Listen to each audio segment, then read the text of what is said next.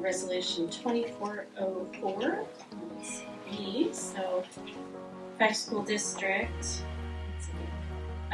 Proclamation, Women's History Month, Resolution 2404. Whereas women of every race, ethnicity, and socioeconomic background have made historical contributions to the growth and strength of the local community, the state of Washington, and the nation in countless recorded and unrecorded ways. And whereas women have played and continue to play critical economic, cultural, educational, and social roles in all areas of life, and whereas women have played a unique role throughout history by providing the majority of the volunteer labor force, and whereas women were particularly important in the establishment of early charitable, philanthropic, and cultural institutions in our nation, and whereas women of every race, ethnicity, and socioeconomic background served as early leaders in the forefront of every major progressive social change movement, and whereas women have been leaders not only in securing their own rights of suffrage and equal opportunity, but also in the abolishment movement, the emancipation movement, and the industrial labor movement, the civil rights movement, and other movements, especially the peace movement, which creates a more fair and just society for all. And whereas women have served our country courageously in the military, and whereas despite these contributions, the role of women in history have been consistently overlooked and undervalued in the literature, teaching, and study of American history. Now therefore it be resolved that the Board of Directors of Fife School District claims the month of March 2024 Women's History Month in Fife School District and urges all citizens to join in this observance. Any questions? So I need a motion for Resolution 2404. Good evening. Thank you for letting me have this time. I want to say that I've been coming to the board meetings since August, consistently. I have a student that graduated in 2019. My name is Sheri White. I'm a former employee, and now I'm a community volunteer. Some of the things that have concerned me have been the way we went about addressing the levy to our community. It concerned me that it didn't pass. And it also, I believe it was the October, maybe November meeting where we were told that there was going to be excessive review and reflection. I really haven't seen that happen. Something else that bothers me is that we are in a tough time financially. We have heard time and time again at the meetings that we are operating under a budget that is not where we would wish it would be. And that means we're going to have to make some tough calls, some tough decisions. I hope that as administrators of this district and as a school board, you are able to reflect and really look back at and say, what are we going to have to make those tough cuts for? I will be honest, I have had concerns in the past that I have spoken to Superintendent Alfano about. I've had things I've spoken to Mr. Ramirez about. I've also been very vocal that my concern with the school district's administration level has ballooned. It's gotten much higher. Are those some things that maybe the perception in the community is there's redundancy in positions, in jobs? And those are things I hope you guys can reflect on. And while you're reflecting on that, and you're asking for everyone to do more with less, I hope you look at the faces here of all of these certificated and classified staff, which I would ask if you are a certificated or classified staff to please stand right now.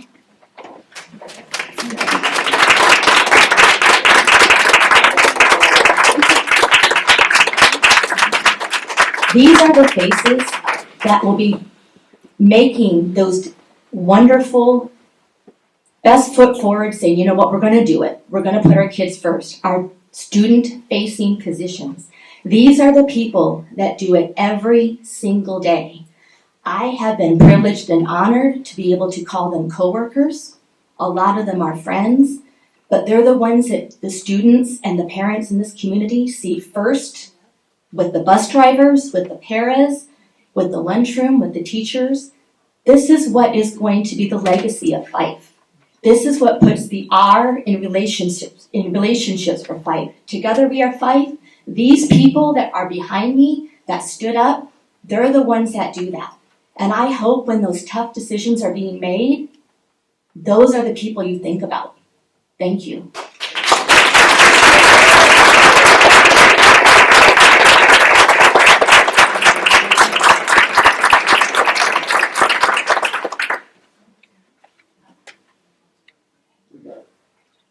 Good evening. My name is Ashlee Ceder. I'm the mother of 2 children in the Fife School District. With the announcement that there will be staff reductions in student-facing positions, I urge you to consider the following information. These facts and all the others that you hear tonight are publicly available on the Washington OSPI website or the Washington State Fiscal Information website.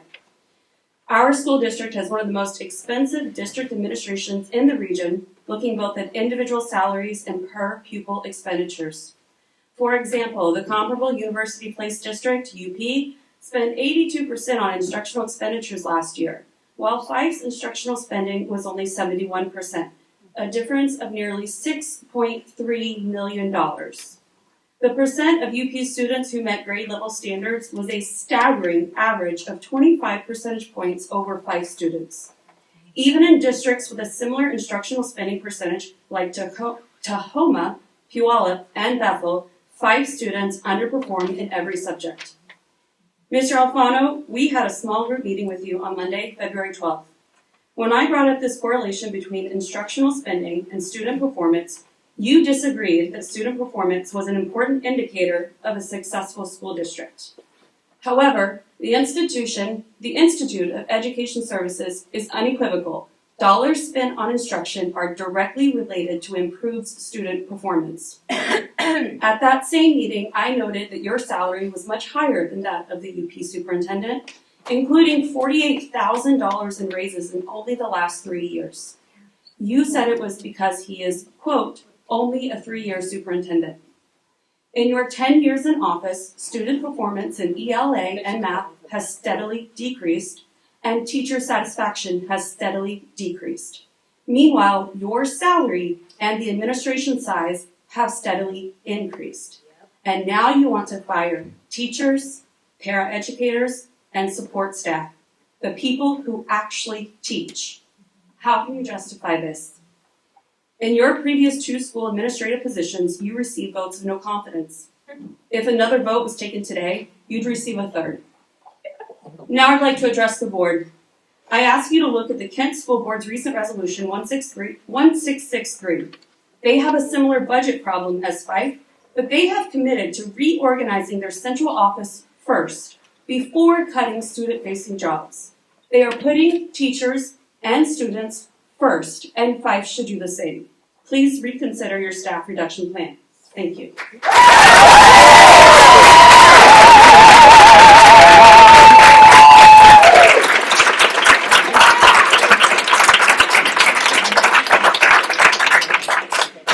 Good evening, I'm Samantha Turrell, and I have 2 children in the Fife School District currently, and 1 who will be entering next year.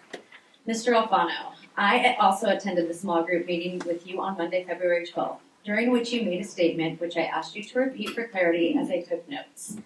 It goes as follows. The paraeducator job is not a living wage job. It wasn't meant to be a living wage job. Your statement appears to overlook the well-being of those who are committed to working with our children every day. While it's true the paraeducator positions may not have originally been designed as a living wage job, it's essential to recognize the evolving economic landscape and the increased demands on these professionals. Considering the vital role paraeducators play in supporting our education system, it's worth exploring ways to ensure fair compensation that reflects the economic realities of today. It's also important to recognize the significant contributions paraeducators make to students' education and well-being. Many paraeducators fulfill crucial roles in classrooms supporting teachers and helping students with diverse needs. Given the responsibilities and dedication required for the job, it's reasonable to expect fair compensation that allows them to make a living wage. Denying them this undermines the value of their work and fails to acknowledge their essential role in the education system.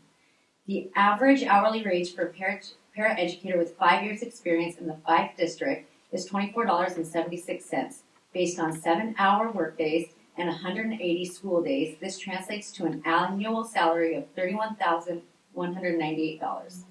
It's important to note that this falls below a livable wage for a single person with no children in Washington State. Over the past 3 years, this board has raised Mr. Alfano's salary by $48,460.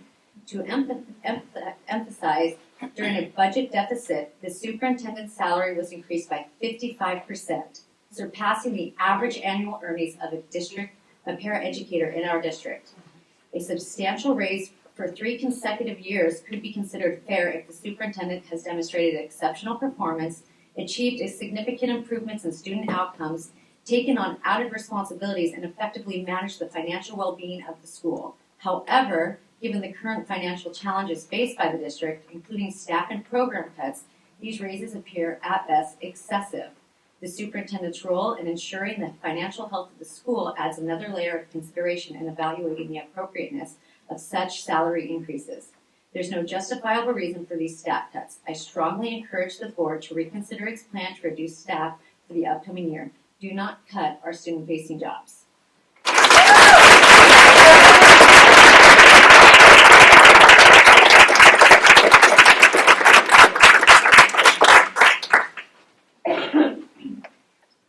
Good evening. My name is Heather Phillips, and I have 2 children currently in Fife School District. I have 1 more coming in a couple of years.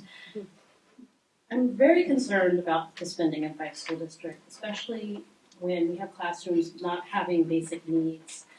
Our schools rely heavily on PTOs, parents, and other donations just to meet the gaps.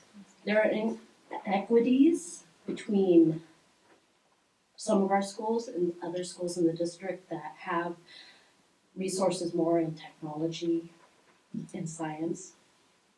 Just this year, our group had to gave over $9,000 worth of items to our teachers to help try to bridge this gap. Some of our PTO gave 3rd grader teachers a new printer.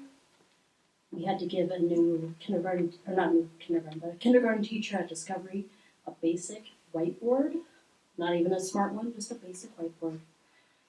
And also, it is a group of PTO and other parents that are donating so 2nd graders can go on a science field trip this year. Teachers have to request donations from parents. They have to also purchase their own supplies a lot of the time. I'm just wondering, where is the extra funds? There should be some. We've talked about some of the additional construction we're doing for potentially other items that maybe aren't as important. Where is that funds to help upgrade our schools that can't support, per se, whiteboards or these new technologies? Also things like not having cameras. My daughter's in a portable in the back. There's really no security there. There's no cameras. Someone could jump the fence and be there in a moment, and there was no way to stop that or even know something's going on back there. I feel that parents have stepped up, teachers have stepped up for these students. We need the district to step up and fill in these gaps.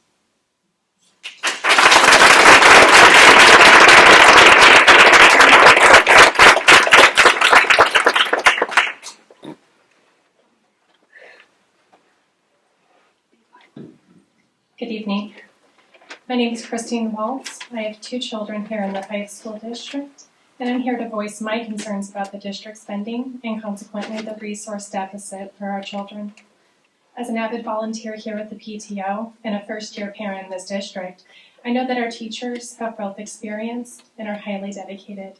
I come to know many of them during the grant fundraising and distribution process through the PTO, specifically with the whiteboards that were just mentioned and some of the basic needs within their buildings. But the support that is being given to these teachers is lacking from the leadership here in this district. Now addressing to the school board.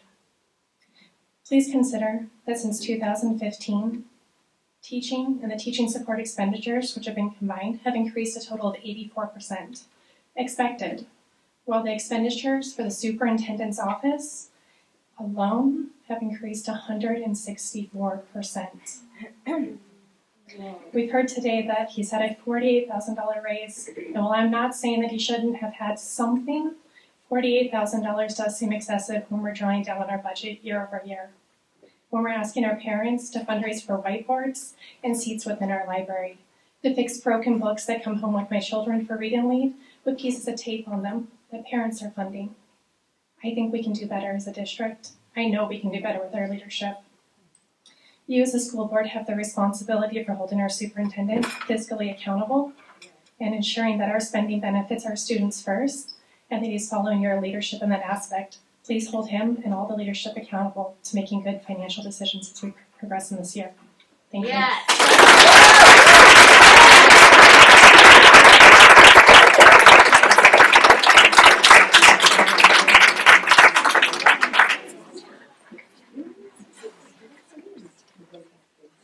Good evening. My name is Tonya Johnson, and I have 2 children in the Pike School District. I'm here to discuss how disappointed I am that this district is planning on cutting student-facing positions in order to get our budget in line. Our children went through the uncertainty of COVID, and I'm telling you that they have not recovered from this. Not only are they behind in their educational goals, but they are behind socially and emotionally as well. Our teachers and parents and support staff are the people that interact with our kids on a daily basis. Not only are they teaching them, they're saying hello to them in the halls. They're picking them up when they fall at recess. They are an integral part of their lives. We need to be looking to how to reorganize the district and doing cut positions in the district office versus people who are working directly with our kids. The school is our children's world when they are not at home, and I'm telling you that they need more stability than they have ever needed before. We will never get them back to where they need to be if we cut those positions within the school. A school district's #1 goal should be to give the students the best education that they can. We have made budget decisions that do not support this goal, and trust is being lost, and the community is asking for things to be rectified. Please do not cut student-facing positions. Thank you.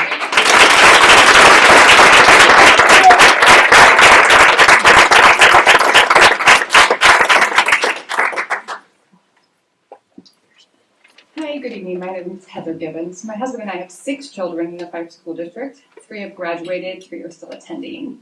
2 are in special education. My husband wanted to be here tonight, but the information for accessibility services is buried very deeply on the website, and we weren't able to request an interpreter in a timely manner. By this board's own admission, our district has been in a budgetary red for 3 years, yet this board still approved a 4% over 3-year pay raise for admin, while simultaneously putting teachers and support staff on the chopping block. Close to $1.1 million annually is paid to the top 5 positions in the district office. But due to budget constraints, you're funding to trim teachers and support staff who actually work directly with students. All of our kids are still struggling with COVID. The people who are literally holding their hands, wiping their tears, and teaching them how to read are underpaid and underappreciated. Contrary to what Mr. Alfano would believe, someone who works 37 plus hours per week in public education should absolutely earn a livable wage. Yes. Mr. Alfano? I'm going to use a phrase that might be familiar to you. I have no confidence in your ability to lead this school district. Since you were appointed in 2014, the percent of 5 students meeting grade level standards has dropped 10% in both ELA and math. The OSPI Title I program guide states that LAP for students scoring below grade level standards and requires that the implementation of this program is in accordance with proven, evidence-based best practices. In the past several weeks, however, members of district leadership have instructed teachers to ignore best practices when working with students in small group pull-out settings. The implementation science guiding Title I services is clear. These sessions are most effective with 1 to 3 students, but the district wants teachers to have at least 4 to 5 students per session. When teachers asked what the justification was, they were told, quote, "It's purely a mathematical calculation based on the number of hours in a school day," unquote. To meet this arbitrary quota that the district is requiring, teachers are now pulling students who are already meeting grade level standards. This is a blatant disregard to the OSPI program guide and the needs of our special education students. It's clear that the district believes in quantity of service over quality of service, even though science disagrees with you. I encourage you to respect the power of people in this room and what they hold in proposing future bonds. These are your voters and your 3rd most important stakeholders, just behind your students and teachers, and we aren't going anywhere.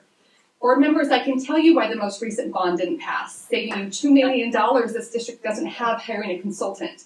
It didn't pass because this community is not confident in this board's ability to make responsible financial decisions. Shiny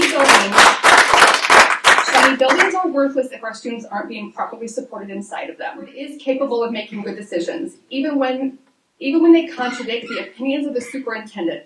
The Jim Snyder situation was a perfect example of that. We are calling on you to prioritize children above all others and work to rebuild trust in this community.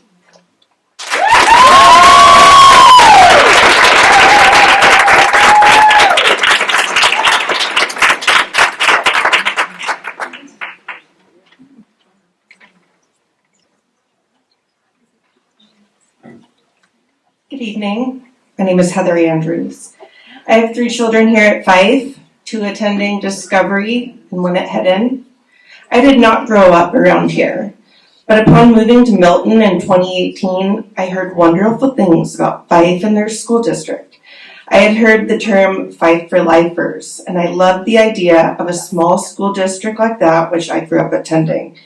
I felt safe bringing my family into the school district that had individuals running it that seemed to be truly invested in the community.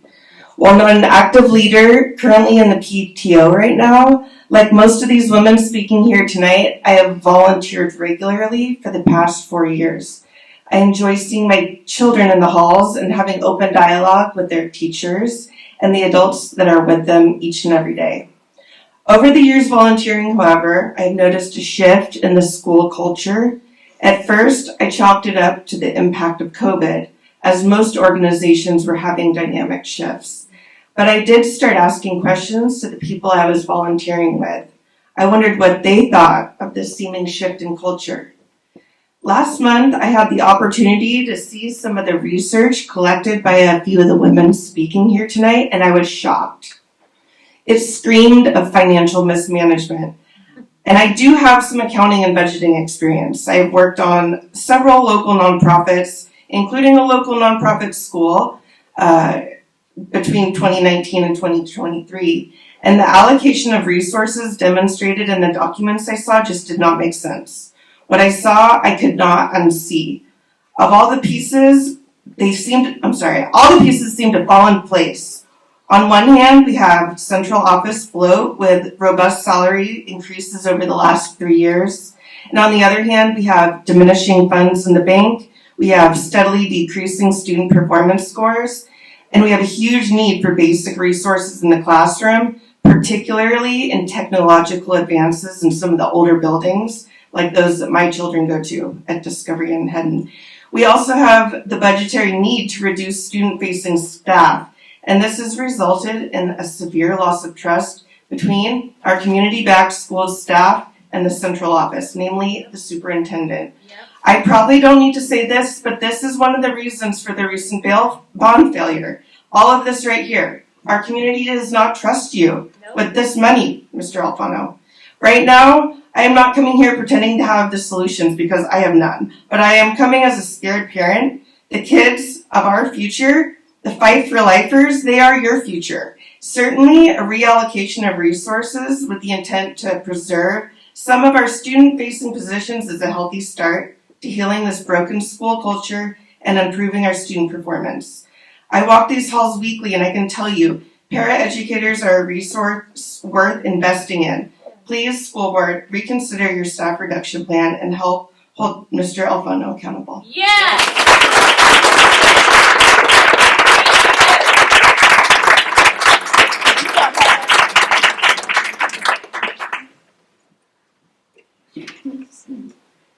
Good evening. My name is Laura Hansen, and I have one daughter who attends Hedden Elementary.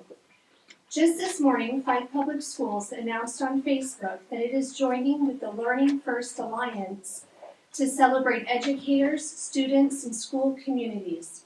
Within this announcement, Mr. Alfano was quoted saying, "Our nation's public schools serve all kids and embody the principle that every child has the right to an education, no matter their background, their social economic status, or their abilities." This week provides an opportunity for us to step up for our schools and ensure they receive the resources that they need to prepare the next generation for the future. The announcement also encouraged community members to reach out this week to a teacher or other staff member to thank them for their hard work. I'm taking that initiative and I'm stepping up. This is my first school board meeting that I've attended and I've learned a lot. And I'm going to try to attend more and be more active in my local PTA because they certainly deserve our support. I and my fellow community members couldn't agree more with the statement listed on Facebook this morning, and we challenge you to step up and provide the necessary resources our educators need to teach and prepare the next generation for the future. Thank you.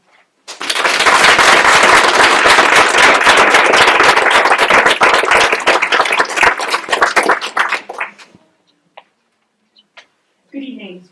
My name is Rachel Wilson, and I have 3 elementary age kids in the district. All the things I've learned of the district's financial mismanagement over the past few weeks has been eye-opening, frustrating, and disappointing. Very poor decisions have been made. Whether true or not, I'll remind you that perception is reality. And the perception is that decisions have been made to fatten the pockets of admin versus doing what's best for our students. It is the teachers, support staff, and students that pay the price. You preach about equity, but you don't walk the walk. Every class at 5L has a smart board. Why don't Hedden and Discovery? How is that equitable? Why don't my kids deserve to learn using the same tech? It is my understanding that the prior bonds covered technology, so funding should not be a complication here. So I ask you, how is building a restroom at the 5L ball fields a higher priority than providing equal technology access throughout the district? There should be smart boards in all of the Discovery classrooms at Hedden and Discovery already. And while technology is great, security is critical. Hedden is severely lacking in adequate security. There should be cameras throughout the building, and those cameras should be monitored at all times. There should especially be cameras out back where you have 3rd grade classrooms in the portables. How do you justify 3rd graders walking into the school unattended to use the restroom on a daily basis? It is my understanding that the prior bonds also covered security, so funding should not be a complication here either.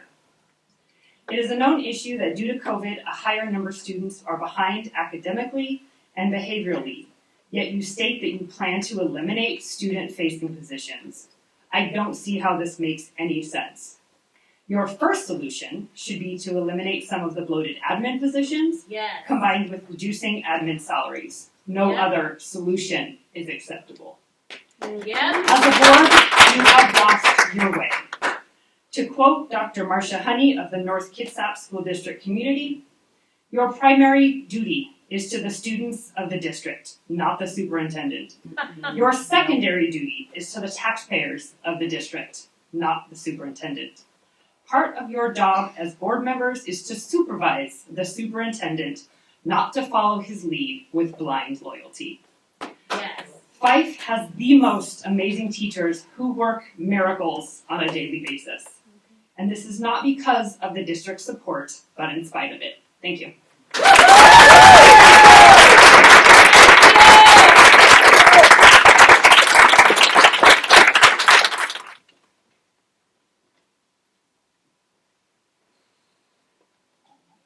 On to student representative comments. Board member comments. I want to thank every one of you who came to speak. It was a little like, it was almost nostalgic because I was you when my kids were at Discovery. And I remember coming to board meetings and being really ticked off about different things that happened. And so I guess this is both a thank you and a warning. You may find yourself up here one of these days. I will also tell you, and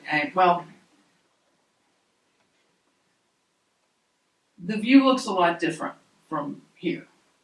And there are more complexities than maybe I recognized way back then.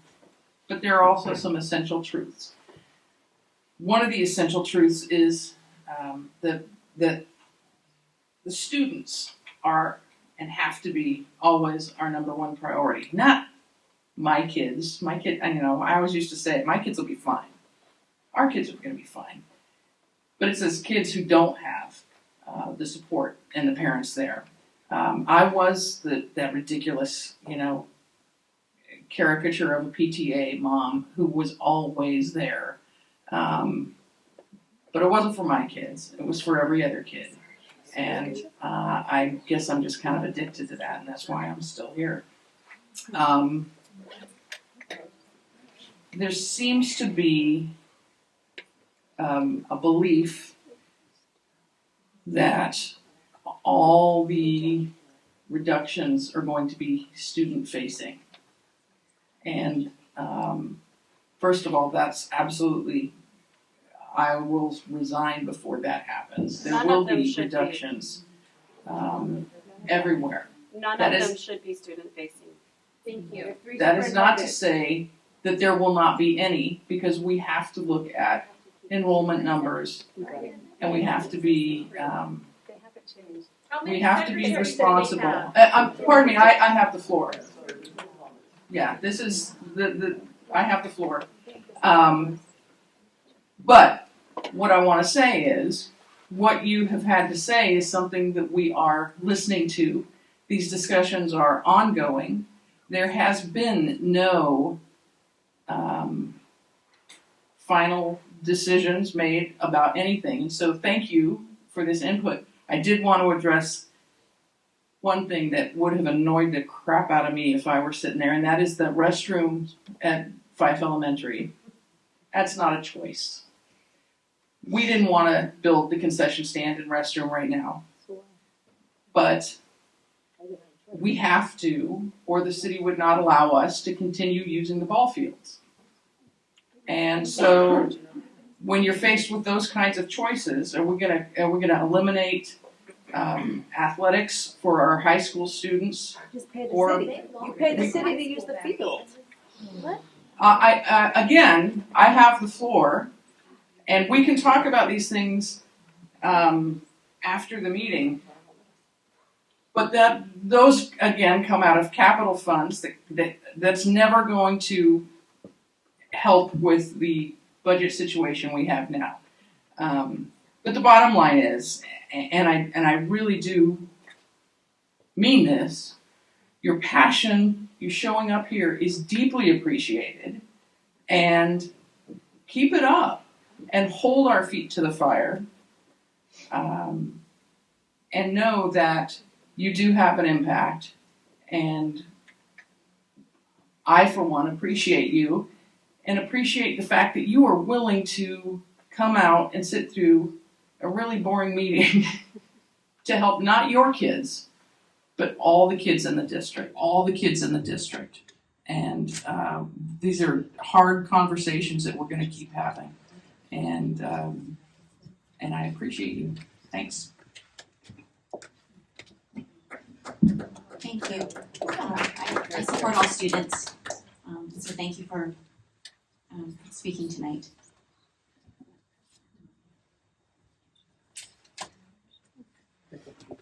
I will echo what Kim said. I have 3 kids in the district. 4/5 of us on this board do. So we are greatly impacted ourselves on a personal level by any decision made by the district. One of the things that Cheryl said that I want to hit home on really quick is the board does not have at this moment a budget reduction policy that we're rolling out. I'm trying to think of the language that was used, and especially one that focuses on student facing. That is not something that we're necessarily prepared to do, and it is not something that doesn't go without great conversation. And I think the impact tonight, and it's really good to hear. I think it's important to hear from the community. I think it's necessary, but nothing, absolutely nothing has been finalized. Nothing at all. And we are going to continue to have conversations. We are going to continue to look at all of the data. And to be quite frank, we did before this evening. This isn't something that was brought on because of anything somebody said tonight. So take it for what it is. I totally understand it. Perception is reality. So that, enjoy your evening. Yeah. Thank you so much. Thank you for coming and speaking to us. So it's good to hear from you. Definitely tough things coming, and it's just important to hear how you guys are feeling and all that. So on some other stuff, as your WA rep, just bring attention. We had a couple. Today's the first day of spring sports at the high school, but we did have some celebrations for some of our winter teams. So let's see, the Fife High School boys swim team. They went to state. They had 13 members that competed. They took 5th place, 3rd place, 6th place, 6th place overall. So lots of state awards from the high school boys. And then we also had Coach Markey was named WA 2A Swim and Dive Coach of the Year, so big thing. And we also had an individual that was a 2-time state champion. On the wrestling side, the entire boys team was the 2A academic state champions, so a great award for them. Anna Spencer on the girls wrestling side was our state champion for 1A, 1B, 2B, 1A, 2A for 135 level. And Liam Conroy took 6th place for 2A at the 165. So congrats to those students. It was hard work. First female state champ for 5. So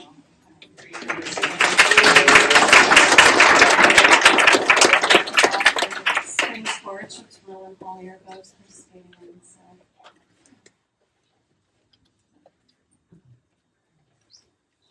Couple things. March also is elementary conferences, so we'll have some conferences mid-month.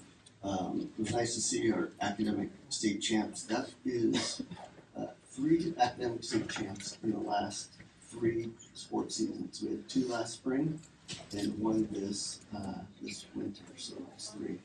So it's pretty impressive for Fife High School on the academic side.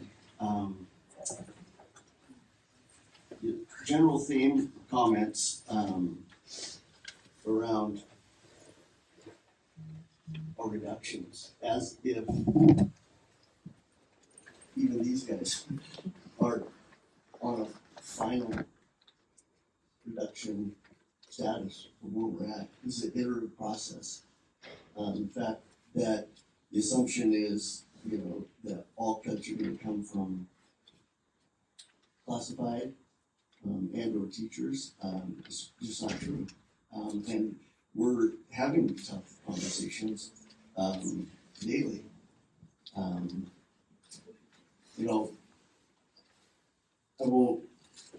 guess I have the microphone, but I won't address the personal side of it because I came to this district 27 years ago. This is a lot. And I'll continue, despite the bump that we're in, to fight for this community district like I've done for 27 years in various roles, from the classroom teacher to the superintendency. I get the perception. I want to correct every misstatement that's been mentioned, but there's just no way to do that until you sit down, we sit down, and we go through this. This board has worked tirelessly for 5 years. Through COVID, through bond program, through the... We were the front line. Yeah. Through coming back from COVID, and now addressing, financial situation that is not unique to Fife. This is a statewide event. And we're going to navigate it like we've navigated all bumps since I've been a part of the district since 1998 with transparency. We're gonna get through this. And I want to reassure you, if you're a parent that came and spoke, most likely your children are at Discovery or Head. From most I can tell. You got a long time to be in this district, and we're gonna make it the best district for you and your kids. This isn't about being adversarial, this is about partnering. And we're gonna partner, we're gonna put our best foot and hand forward to bring you alongside of us. Now, at the end of the day, we're going to make decisions that are going to impact 3,800 students, 600 staff members, 22,000 community members. And not everybody is going to agree. But at the end of the day, you'll know why. You'll know why the decisions were made. And we're gonna keep marching forward and keep getting better. We've got some exciting things that we will be implementing, even though we are in a reduced budget situation.